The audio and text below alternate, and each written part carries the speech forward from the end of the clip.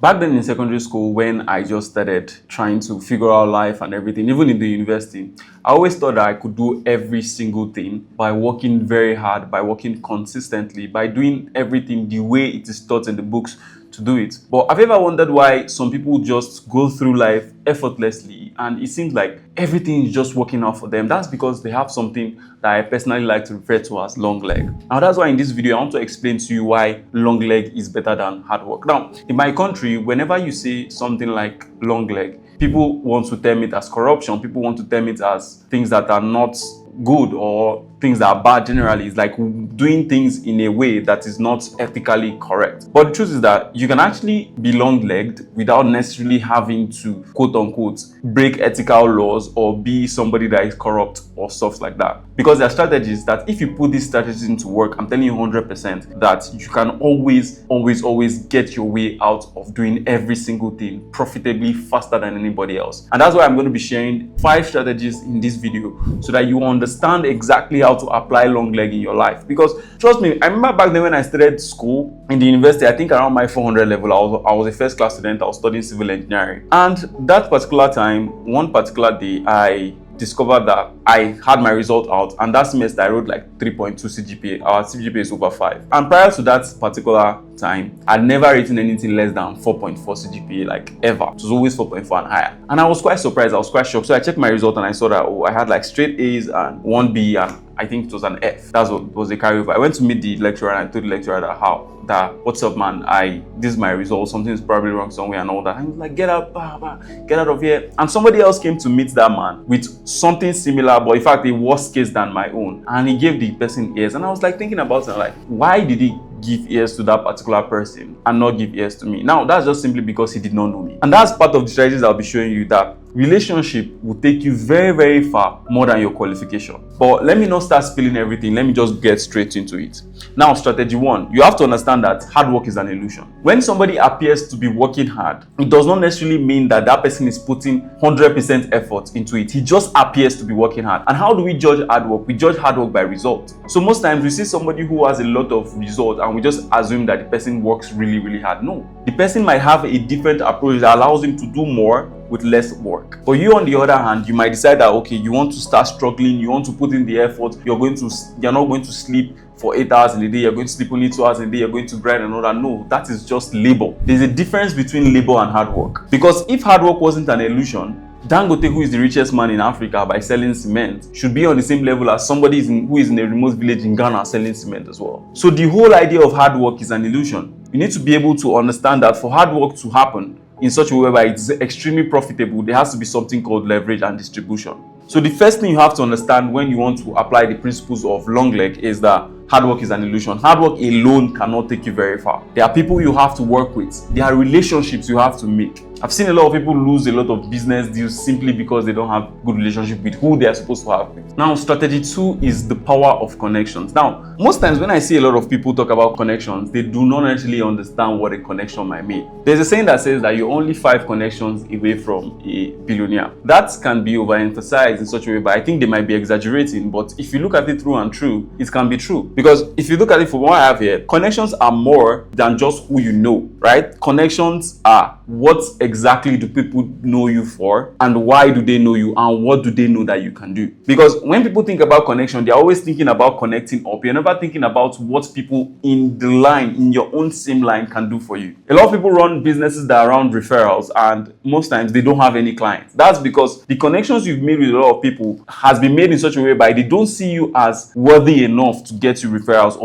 or to recommend their friends and families to you. But when you understand how all these things work, it's pretty much easy for you to know that whenever you're talking about connections, or whenever you decide that you want to make a connection with somebody that might be profitable in future, that person doesn't necessarily have to be above you. It has to be people above you, beside you, and those even beneath you. And when we talk about the third strategy, I will explain something extremely important about connections. Now, you see, you can easily gain opportunities, you can easily get open doors when people know you for something that you have repeatedly shown them. And one of the ways to build reputation is by having meaningful connections, which is as a result of repeated action. Now, let me break it down. If somebody knows you as someone who goes to play football every day, they automatically know you as the football guy. Now, anything or anywhere that the person goes to, the person is always going to refer you as the football guy. Anything about football, they're always going to call your name first. Now, that is a connection that you have made. Now, when you go to places where there are a lot of football people or people interested in football, you can easily connect with all those people. Those are all connections. So connection is not necessarily about what you think about people or what you think people can do for you. It's what people think you can do for them and what you're known for. That is what a connection is. Now, the third strategy is knowing how to impute smart work. Now, there's a large difference between smart work and hard work, and I'm going to explain that real quick. Now, working smart means leveraging your strengths, prioritizing your high impact activities, and optimizing your time, while hard work is just simply putting more hours and doing more labor.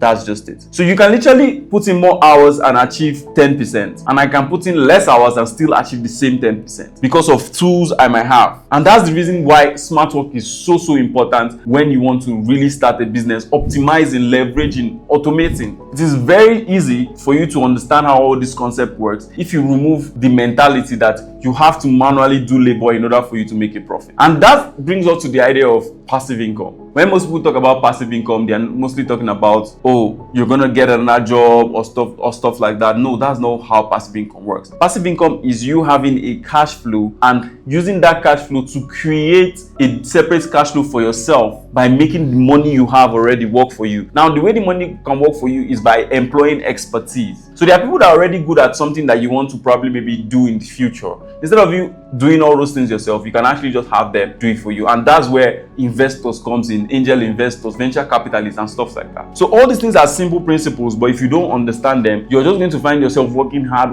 and experiencing zero results. Now, this strategy 4 that I'm about to talk about is my favorite. Now, it says it is the undeniable edge of networking. That's strategy 4. You have to understand how networking works. Now, I'm going to say this again. Networking is not only about getting to know people above you. Networking happens in 3 ways. It happens upwards, sideways, and downwards. Now, I'm going to break everything step by step. Now, how networking happens upward is you get to connect to people who are higher than you and who can probably help you. Sideways, you get to find people or connect to people, right? Remember the power of connections. You get to find people or connect to people who are on the same level as you. Now, where a lot of people make mistake when they are networking is that they try to look for the information that they can get from people on the same level of them from people that are higher than them. Now, when you try to network upwards, you're trying to get information upwards where you can get it sideways. Your network that is upwards becomes abuse of access. So if you're connecting with somebody that presumably is higher than you, there are some things that you should and should not say to that particular person. If not, it just turns to abuse of access. Now, when you're thinking about networking downwards, when you get to a particular level, there is a ceiling to it in such a way whereby you cannot go higher without having extra hands. So one thing that networking downwards can always do for you is when you network downwards, you look for talents, you look for people who are ambitious but might not necessarily have the resources that you have, and bring them closer to you to work with you in order for them to develop and simultaneously help you achieve your goals. You don't necessarily have to know that person that is above you in such a way whereby you have to go to the person's house, speak to the person, be in the same room with, but you don't necessarily have to do that. In fact, one of the best ways to connect people that are higher than you is for you to get a result first. Then now approach people above you with results. That way they know that you're not a time waster. So like I said, networking goes in 3 ways. Now, through networking, you can get mentorship, you can find collaborations, and you can, networking is like planting seeds, right? Because you meet somebody who is better than you, and you probably maybe have a good contribution to the person. Wow, this guy is really nice. You never know where you're going to meet that person next. And that person now is a new connection. And that person that is up there in the network can now introduce you to his own sideways network. Now, remember that the person that is above you has a sideways network as well. And his sideways network are people who are automatically above you. Because for the network to be sideways, they are on the same level as the person you're connecting with upward. So if you now have that person as a connection, due to the fact that the person knows that you're a smart worker, he knows that you can deliver results, the person is happy to refer you to everybody in his sideways network, which can automatically elevate your status. Because the more people you know in his sideways network, the higher your chance of you getting to be one of the people in that network. So that's exactly how networking works. Now, the last strategy is the combination of everything. Combination of smart work, connection, hard work, which in itself like hard work as an illusion, and also the power of connections. Once you can combine all these 5 strategies, I'm telling you, you're going to go really, really far. Because there are so many times where you try out something, it does not work, but you're just really just one relationship away from getting that dream job. You're just one relationship away from getting that mentorship. And that's the reason why I would not always agree with people who say that they are antisocial. You can literally be antisocial and still have a really good network of people around you. But the part where you're always going to fail is when you decide that you're going to be antisocial and you're also going to be isolated. Because one thing that isolation brings is anxiety, fear. And it's always easier to overcome problems when you know somebody that is having the similar problem with you. So when you think about all these things, you'll be like, damn, all this while I've actually been not successful because I didn't just have that conversation with that particular person. I've not been successful because I've decided that I don't want to know anybody who is better than me. I've decided that I have this inferiority complex and I cannot be in a room where I am not the king. All these things are the reasons why a lot of people do not succeed. And once you understand that all these things are just illusions, understand that there's a way the world works. The world works much more psychologically, emotionally than it is logically. We've heard of so many cases where people are being given jobs over a lot of other more qualified people just because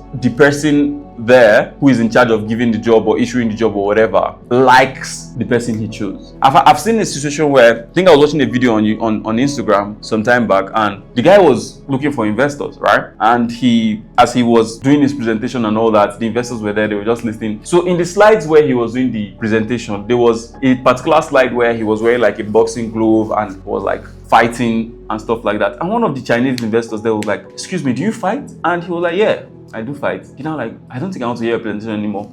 Secretary, $1 million to him. Just make sure he learns Chinese. Once he learns Chinese, $1 million to his company. He was quite confused as to why the investor gave him that money. And the investor was like, "I like fighters. I like people who can fight. I feel people who can fight are people who never give up. I like fighters. That's why I give you that money." So there are 2 lessons to learn from this, right? Understand that people are going to favor you just simply because you have something in common with them. Now, the second lesson is that you have to be very versatile, because you never know the quality or the recreational activity that you're going to do that is going to link you to that particular person that can change your life. So for instance, I've had a lot of people who has gotten like really amazing jobs because they met somebody at the gym. So if you never worked out, you probably would have never ever met that particular person that was supposed to help you. So there you have it, guys. That's the video for today. Long leg is better than hard work every single time. Know how to apply these principles, be ethical with everything, and I'm telling you 100% your life is going to be easier.